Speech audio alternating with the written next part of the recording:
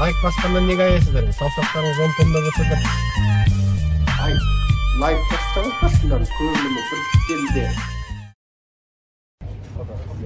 Ассалаумағалейкум. Алдарыңызда Серікжан Біләшұлы. Жуырда бүкіл дүние жүзін дүр сілкіндірген үлкен оқиға болды.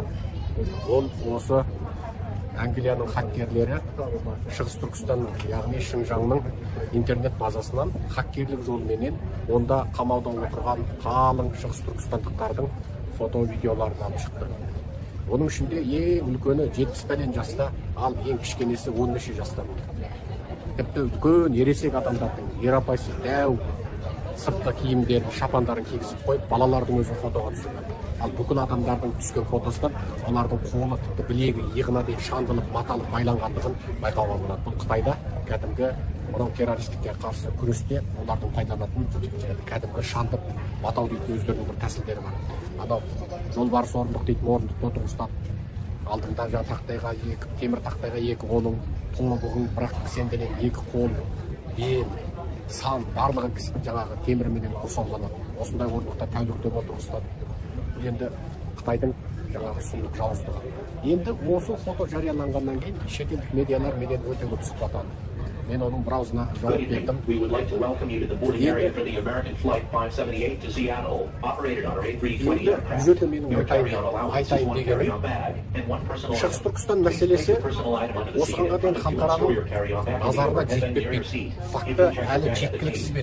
Біз әлі дүниені сендіре алмай жатырмыз еді. Анығында дүниеге факт жетіспей жатқан жоқ. Мейлі бүгін Англияның хаккерлері бүгін 10 мың фотоны алып шықсын, ертең 20 мың фотоны Американың алып шықсын, арғын 30 мың француздар алып шықсын, бұл жерде дәлел жеткілікті. Дәлел әлде қашан жеткілікті болды.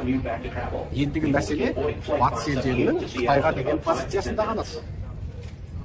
Сондықтан мынау көп адамдар Қытайдағы қамаудағы қазақ ұйғырдың мәселесін шешуде жұрт бір нәрсені көздері анық жетіп ойлау керек. Бұл тап-таза батыс пен Қытайдың ортасындағы, Еуропа мен Қытайдың ортасындағы, Америка мен Қытайдың ортасындағы үлкен саяси ойын. Бұл ойында біз Америка мен Еуропаға керек кезімізде біздің дәлелдеріміз олардың Қытаймен сөйлесетін қаруы болады. Ал біз керек болмасақ, олар мәселені соза береді. Бұл тап-таза Еуропа мен Американың Қытаймен сөйлескендегі саяси бір құрал ғана. Я, адамдық құқық деген бар, сонымен айналысатын ұйымдар бар. Біріккен ұлттар ұйымының арнайы адамдық құқық комитетінің жоғары лауазымды басшысы осы жуырда ғана Қытайға барып келді. Бүкіл дүние жүзінде, конгресстерде, әрбір мемлекетте адамдық құқық ұйымдары, үкіметтік емес ұйымдар, адамдық құқық комитеттері бар. Американың конгресінің өзінде арнайы Congressional Executive Commission on China деген бар. Яғни конгрестік құқықтық Қытайға қатысты комиссия деген бар. Бірақ бұл жерде бір нәрсе маңызды. Дәлел жеткіліксіз бұл, олар сенбей тұрған жоқ. Олар сеніп тұр. 100%, бүкіл дүние жүзі біліп тұр. Бүкіл әлем біліп тұр. Дәлел осы уақытқа дейін қаншама дәлелдер қашып келгені бар, қашып шыққаны бар, лагердің тірі куәгерлері бар. Біз дүние жүзіне қазақтар дәлелдеп тастадық. Мәселе бұл саяси ойын. Саяси ойын. Енді 100 Сайрагүл қашып шықса, 100 Қайша Ақан, Қастер Мұсахан, Мұрагер Әлім, Тілек Табарак, Мағашар Мәлікпен тағы 1000-ы қашып шықса, дүние осыған тұнда тұрады. Ойбай, мына қашқан қазақтың саны 7 болыпты деп, 6-дан 7 өсіпті деп, Америка Қытайды қыса қоймайды. Ойбай, 7-ден 8 өсіпті деп, Америка Қытаймен саудасын тоқтата қоймайды. Бұл жерде үлкен саяси ойын. Яғни, екі нәрсені адамдар логикалық тұрғыдан ойлайды. Екі нәрсе. Дәлел жеткіліксіз бе? Дәлел әлде қашан жеткіліксіз. Осыған сеніңіздер, дәлел әлде қашан жеткіліксіз. Тіпті Америка бастаған, Еуропа бастаған қаншама ел бұны геноцид деп әлде қашан мойындап қойды. Кетіп бара жатқан кезде Трамп мойындады, Майк Помпео мойындады, сонымен қатар батыстық елдердің барлығы дедік бұны геноцид деп мойындады. Енді қызығы, Трамп үкіметі кетіп бара жатып, адамдық құқықты бірінші орынға қоятын. Адамдық құқық мәселесін осы қашанда Америка қоғамында бірінші мәселе көтеретін демократтарға, яғни Байден билігіне бір допты теуіп беріп кетті. Трамп өз кезегінде оны шешкен жоқ. Трамп созды сағызша. Қытайменен ол сауда соғысын жасады. Кедендік салықты көбейтті. Кедендік салық. Бірақ кедендік салықты көбейтіп, Шыңжаңның мақтасы менен помидор өнімдеріне тыйым салып отырып, ол өзі кетуге, осы үкіметін тапсырып беруге шақ қалып отырып, Байденнің үкіметіне бір допты тастап кетті. Ол не? Шыңжаң акті, Ұйғыр акті, яғни мәжбүрлі еңбек акті деген акті қол қойып заңдық қабылдап берді Америка тарихы. Онда не? Қытайда осы шығыс түркістандықтарды мәжбүрлі еңбекке салады, осындай адамдық құқық қорғау керек. Байден үкіметі ол заңдық күшін жоя алмайды. Бірақ Байден үкіметі билікке келгенде қайтты? Ресей ғана Американың қаупі, Қытай біздің саудадағы бәсекелесіміз деді. Қытайға салған көптеген тиымдарды алып тастады. Электрондық ақшаны қалпына келтірді, TikTok, WeChat'ты қалпына келтірді. Қытайдың бүкіл жарнамалары қайтадан қаптады. Неге? Қытаймен әріптестікке. Ал Ресеймен соғысты бастап, Украина екі орта дұрысталғаннан бар. Ресейдің жау болуға татымайтындығын білгеннен кейін бар, енді қайтадан Қытайдың айналасын қаза бастады. Жапонмен, Кореймен одақтасып, Тайванға қару беріп, Тайванға соғыс ашса біз қарап тұрмаймыз деп, міне осындай әңгіме айтты. Ал бұл жерде Трамп үкіметі неге кететін соңғы кезінде ғана бұл допты тепті. Ал оғанға дейін бұл допты олар неге ертерек қолға алмады. Яғни бұл жерде үлкен аса маңызды нәрсе бар. Трампқа да Байден үкіметіне Қытаймен тым жаңағы саудадағы әріптесіміз дейтін Байден үкіметіне ой ретінде мәсаған деп бір қиын теманы тастау керек. Ал Байден үкіметі бастап бұл актке қарсы болды. Мәжбүрлі еңбек актіне сол Нэнси Пелосидің өзі қарсы болды. Нэнси Пелоси неге қарсы болды? Себебі Америка экономикасында Американың олигархтарының Қытайдағы салмағы өте жоғары, мақта, киім кешек өндіріс, IT саласы, машинаның бөлшектері, басқа да тұрмыстық бұйымдар, қысқасы киім кешекке дейін тұтасымен олар Қытай арқылы ақша жасап отыр. Міне, енді Нэнси Пелоси Қытайға қарсы бұл заңды іске асыра ма? Жоқ, себебі жаңағы оны қаржыландырып отырған олигархтар енді қайтеді, оны көкөтай тоқтай қойды. Әңгіме қайда жатыр? Яғни бұл арада қаржы, ақша, сол саясаткерлерді қолдап билікке алып келіп отырған қаржылық топтар. Мысалы, Нэнси Пелоси ешкіммен көк тиын алмай билікке өзі сақ етіп келе қойған жоқ. Бұл жерде ол кәдімгі солардың қаржыландыруменен, қанша қаржыландыратын біз білмейміз. Сондай менен ол билікке келіп отыр. Осыны екі бастан түсіну керексіздер. Ал Нэнси ол заңды өткізбей қойғаннан кейін бүкіл журналистер жазды. Ол қытайшыл адам еді, ол ақталды. Мен Пекинде қырғын болғанда ең алғаш сол плакат көтеріп Пекинге бара салғанда шығып, содан Қытайлар мені жек көреді деп ақталған. Бірақ бұл жаңағы мәжбүрлі еңбек заңына қол қойып кетуінің басты себебі біздің қазақтардың сол лагерьде жұмыс істегендік туралы нақты дәлелдер. Яғни ақшасыз, айлықсыз жұмыс істегендік туралы Гүлзира Әуелхан, Дина Нұрдыбай сияқты тағы басқа өте көп. Бұл жерде атын атамаған азаматтар ренжімеңіздер. Бүкіл қазақтар мәжбүрлі еңбек туралы ең сұмдық дәлелдерді көрсетті. Ал нәтижесінде оның барлығы бұл қазақсың, ұйғырсың деп айтып тұрған жоқ. Бұл шығыс түркістан Шыңжаң.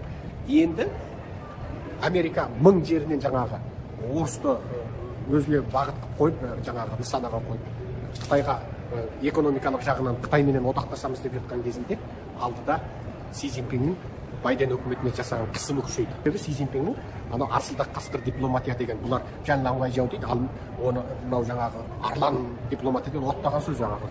Ол енді үргішит дипломатиясы деп әлдеқайда дұрыс. Сол жаңа Қытайлар құтырықтанып, анда тиісіп, мында тиісіп, анда елдерге қатаң мәлімдеме, мына елдерге ескерту, тіпті оңтүстік шығыс Азиядағы көршілеріне сен деген кішкентай елдер, біз үлкен елміз, ұлы елміз дейтін сөздерді айтып Қытайлар құтырып, ең соңында дүние жүзінің долларында біз бірінші орындамыз деді. Доллардың кімнің қолында екенін ұмытып қалып, содан бұлардың экономикасы асып, қалтарық саясатта орнымыз күшті деп кәдімгі өздерін әлемдік бірінші супер держава сезінгендіктері соншалық құтырған үстіне құтырып, Си Цзиньпин есірген үстіне есіріп, енді алдыда Байденге келіп қатаң жаңа қыспақ салады. Біріншісі Трамптың бүкіл қаржылық жаңағы кедендік салықтарын жоқ қыласың, екіншісі жаңағы нені жоқ қыласың деп, анау мақта помидорға шектеуді жоқ қыласың, үшіншісі жаңағы адамдық құқық заңын күшінен жоясың. Заңды жоюға оның шамасы жоқ, ол заң болып қабылданып кеткен. Америкада ол жойылмайды, ол Америка. Қазақстанның заңы емес, бүгін шығарып ертең жойып, ешкім білмейтін, анау тұңғыш елбасының өз жең отбасына тиіскізбеу дейтін заңдарды адам пендесі білмей өздері қабылдап қоятын, ондай заңдар жоқ Америкада. Сонымен қайтеді, Трамп жынданады, Трамп қыспаққа алынады. ал өстіп тұрған кезде алады да сол Си Цзиньпинмен ерегес күшейіп, демократтардың өздерінің беделі ел ішінде төмендеп, халықтың наразылығы күшейген кезде алады да ары қарай Қытайға қарсы заңға жаңағы қол қоюлар басталып кетеді. Шыңжаң мәселесі қайтадан көтеріле бастайды. Бұл жерде мейлі Трамп үкіметі болсын, мейлі Байден үкіметі болсын, бұл жерде Шыңжаң мәселесі бар болғаны олардың Америка-Қытай қатынасындағы бір қолданатын көп құралдардың бірі ғана. Дәлел жететін жеріне жетіп болды. Дәлел айтылатын жердің бәрінде айтып болды. Ақпаратқа бір рет айтып болғаныңды 10 рет айтсаң, бүгін Американың ақпаратына, ертең Францияның ақпаратына, ары күні Англияның ақпаратына айтсаң, ол сол ақпаратқа айтылған сайын Шыңжаңдағы жағдай жақсарады екен деген әңгіме тұрған жоқ.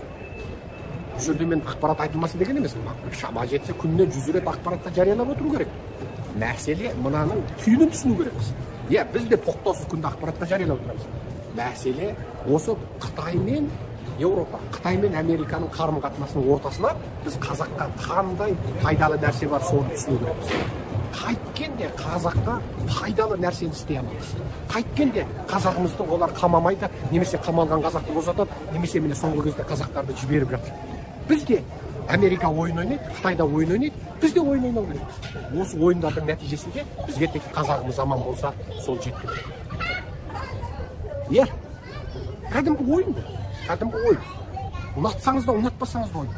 Ойында кейде шегінесің, кейде жылжисың, кейде алдайсың, кейде бұғынасың, кейде шабуылға шығасың, кейде қатаң мәлімдеме таратасың, кейде ескерту жариялайсың, кейде айтасың, қазағымды болса, сен тоқтасаң, мен тоқтаймын дейсің. Бадыраңкөз, сен тегмесең, мен тегмеймін. Біздің мақсат жер емес, біздің мақсат қазақты тірі сақтап қалу, аман сақтап қалу. Ол менің ойымды енді түсіндіңіздер ме? Америкаға көбірек жыласақ бәрі шешіледі екен, Еуропаға көбірек жылап жіберсек бәрі шешіледі екен деген бекер сөз ол. Жетіп болды жететін жерге. Айтылатын жердің бәрін айтылып болды. Мен айтылмасын деп тұрған жоқпын, айту керек. Бірақ мәселе кіммен айтуда? Қандай жерде айтуда? Далай-лама 60-та 70 жыл айғайлап, бәлен миллион Тибеттің қырғызды алды. Ең соңында еңіреп жылап, мен Тибеттің автономиясын талап қылайын дегенге бар. Неге? Тәуелсіздікті талап қыламын деп жүріп Тибеттің қырғызды алды. Себебі ешкім Далай-ламаға 1 миллион әскер беріп, миллиард доллар беріп, сен барып Тибетті саған азаттап, саған сыйлыққа алып берейші, подарка қылып берейші, саған мәс сыйлық, саған сюрприз деп Тибетті Далай-ламаға берген жоқ. Ешкім үшін 1 миллион әскер беріп, ешкімге сыртынан мемлекет қойып бермейді. Және ешқандай мемлекет сенің шетелде миллион рет ту көтеріп айғайлап ереуіл жасаумен құрылмайды. Мемлекет деген қан төгіс соғыспен келеді. Ал айғайлап ереуілмен мемлекет құрған тарихта ешкім болған жоқ. Мемлекетті құру үшін оның саяси, тарихи шарт жағдайы, халықтың сапасы, орайы, халықаралық жағдай, сені жаулаушы, қолданушы, сені отарлаушы халықтың қирауы, оның империясын тасталған болуы өте көп факторлар керек. Және сол мемлекетті, құрылған мемлекетті ұстап тұратын халықаралық шарт жағдай саған лайық па? Мысалы, жоңғарды қынадай қырып қазақтар әбден әлсіреп тұрғанда, әлсіреген қазақты Қытай мен Орыс екіге бөліп ала қойды. Міне, сол Орыс жаулағаннан Ақ Орыстың жаулығы, ол Ақ Орыстан кейін қазақтар енді тәуелсіздік алып, Алашорданы құрып, Алашорда автономиясын құрып отырған кезде Қызыл Орыстар келіп жаулады. Ойбай, Совет одағына кіресіңдер, кез келген уақытта одақтан шықсаңдар рұқсат деп алдап сулап деп, одаққа қол қойғызып алды да, ең соңында қынадай қылып салды. Міне, халықтың сапасы. Ал сол кезде Латвия, Литва, Эстонияны қайтты. Міне, екінші дүниежүзілік соғыстан кейін Орыстың бодандығына түскен тұтас Шығыс Еуропа қашан азат болды? Шығыс Еуропаның тарихы бізге үлгі. Тұтас екінші дүниежүзілік соғыстан кейін Шығыс Еуропа тұтас Орыстың боданы болды. Сондықтан бұл жерде халықаралық шарт жағдай бар. Тұтас Шығыс Еуропаны, тіпті Германияның жартысын орыстардың темір табанына салып беріп қойып, Еуропа мен Америка қарап тұрды. Орыстардың темір табанына салып беріп қарап. Осман Батырды қараптан-қарап Қытайдың ұстауына қарап беріп қойып, Еуропа мен Америка қарап. Тұтас Қытайды коммунистердің жаулап алуына қарап тұр. Тұтас Шығыс Еуропада коммунизмнің іске асуына Еуропа мен Америка қарап тұр. Неге? Сол үшін демократтар коммунистерге бүйрек бұрады. Сондықтан мына жерде қазақтар тағы бір 10 мақала жазылғаннан, тағы бір 100 телевизорға 100 шыққаннан, мына бір топ қазақтар мынау жаңағы көк ту көтеріп айғайлағыш ұйғырлардың ұйымдарына барып айғайлағаннан қазаққа жақсылық келеді екен деп ойлама. Қазаққа жақсылық тек қана адамдық құқықты көтеруден. Менің қазағымды босат, қазағымның адамдық құқын босат, сен қазақты қинамасаң, лагерге қамамасаң, мен де саған ары қарай әңгіме айтпаймын дейтін принциппен ғана біз қазақтарымызды босата аламыз. Топ-топ болып ұйғырлар Түркияға ұшақпен ұшып барғанын көрдіңдер ме? Жоқ. топ болып ұйғырларды босатқанын көрдіңдер ма? Жоқ. Топ болып қазақтар ұшақпен ұшып Алматыға келіп жатыр. Қазақтарды лагерьден босатып жатыр. Қазақтарды шетелдегі туыс туғандарымен хабарлассаңдар болады деп айтып жатыр. Олар қатты саясат қолданса, біз мына жақтан қатты айғайлаймыз. Олар қазаққа жұмсақ саясат қолданса, біз мына жұмсақ саясатыңды дұрыс көреміз деп айтамыз. Біз Қытаймен ит пен мысық сияқты ойын ойнап отырмыз. Ал енді аяқ астынан бір топ ту көтеріп, ереуіл арқылы шетелді айғайлап жүріп территория сұраймыз дейтіндер, олар бір адамды азаттыққа, бостандыққа шығарып па? Жоқ. Сондықтан қазақтар саяси сауатты болу керек. Мен бұл жерде ұйғыр халқын жамандап отырған жоқпын. Иә, олар да басын тауға тас ұрып жатыр. Олар да дүние жүзінде дәл қазір ең қатты қырылған, ең қатты азапта, тіпті ұлт ретінде жойылып кету қаупі төніп тұрған халық. Олар қазір дәл қазір екінші дүниежүзілік соғыста фашистік Германия қынадай қырып жатқан, фашистік Германияның қынадай қырғын ұшырап жатқан еврейлер сияқты қырылып жатыр. Ұйғыр халқы миллиондап жойылып кету қаупінде жатыр. Бұл бейне 21-22-де 2,5 миллион қазақ қырылғаны сияқты, 31-33-те 4,5 миллион қазақты қырып тастағаны сияқты, 36-37-те бүкіл қазақтың интеллигенциялысынан 20 мыңды қырып тастағаны сияқты, 31-33-те 2,5 миллион украин орыстарын қырып тастағаны сияқты, 41-45-те бүкіл біздің ер азаматымызды соғысқа айдаған сияқты. Бұл бірдей нәрсе. Мен ұйғыр халқына жаным ашиды. Олардың тағдыры біздің тағдырымыздан да қиын болып тұр қазір. Бірақ қазір бізге керегі қазақтарды аман сақтап қалу. Ал аман сақтап қалудың жолы жұмыртқаны тас ұрсаң да жұмыртқасынан, тасты жұмыртқа ұрсаң да жұмыртқасынан. Ал біз империялардың ортасындағы саяси ойынның құрбаны болып кетпей, қазағымызды аман сақтау үшін Қытаймен бадыраңқы сен тегмесең мен тегмеймін деп, олардан тек адамдық құқықты талап қылғанда ғана қазағымызға пайдалы. Өзің түрмеден шығып алып, өзің еркіндік азаттыққа шығып алып, артыңдағы қазағыңды ойламасаң, саяси сауатсыздық істесең, сенің қазаққа пайдаң емес, зияның тиеді. Бізге қазақты тірі сақтап қалу, еркін сақтап қалу, тіпті Қытайдың өзінде жасап жатқан қазаққа Қытай ендігі тиісе алмайтын халге әкелу, мәлім бір деңгейде нәтижеге жеткенде сол деңгейді сақтап тұрудың өзі тактика. Соғыста үнемі алға шаба бермейсің, кейде соғыста тоқтайсың, демаласың, кейде шегінесің, кейде мынаны мен саған берем, сен ананы маған бересің деп жауыңмен де саудаласасың. Кешегі Абылай хан бабамыздың, Қабанбайдың Жоңғармен келіссөзді жасап, Сүршітпен де келіссөз жасап, соғысатын кезде соғысып, қырылысатын кезде қырылысып, ымыраға келетін кезде ымыраға келетін себебі сол соғыстың тактикасы. Өмір сүру деген алыс жұмыс. Ал өмір сүру үшін ақылды бол. Қолыңда ештеңең жоқ. Мен батырмын деп арыстан мен жолбарыспен алыса берсең өлесің. Тактика керек, қару керек, уақыт керек, орай керек. Өз күшіңді шамалай біл. Сонда ғана мына зұлымдықты жеңе аласың. Және халықаралық үлкен геосаяси ойында, үлкен геосаяси ойындарда орайды қолдан жібермеу керекпіз. Бізге қазақтың амандығы бірінші. Дәлел факті жеткілікті. Енді тек біз Қытайдан осы қазақтарымызды аман құтқарып қалу және Қытайда қалған қазақтың өз сөздерді аман жасасын десек, біз адамдық құқық дейтін принциптен таймауға тиіспіз. Әрине, кім көтерсе ол көтерсін бұл тақырыпты. Адамдық құқық ұйымдарымен ғана жұмыс жасауға тиіспіз.